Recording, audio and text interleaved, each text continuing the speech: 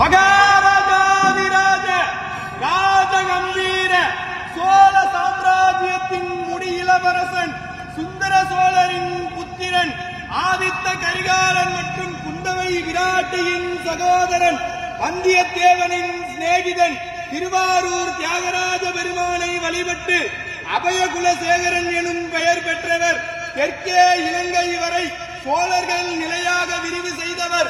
தெய்வீகமான சொல்லாற்றும் நீதிமானாக இருந்து அருள்மொழிவர்மன் சேர சோழ பாண்டிய நிலைகளை ஆட்சி செய்த மும்முடி சோழன், கலைஞர் கோட்டையை வென்ற கலைஞர சோழன், கோயில்களை கட்டிய திருக்கோயில் சோழன், மக்கள் நலன் நியாயம் காட்டிய மண்மொழி சோழன், தஞ்சையை ஆண்ட தஞ்சை வல்லவன், சிவபக்தியில் சிறந்த சிவபாத சேகரன், திருமுறை கண்ட சோழன், மகா கலைஞன், மாநகர் அரசன், கடல் வீரன், சோழ வம்சத்தின் மிகச்சிறந்த ஆளுமை கொண்ட தெய்வீக அரசன், நம் பெரும்பாட்டன் பேரரசன் ராஜராஜ சோழன் வருகிறார் வருகிறார் வருகிறார்.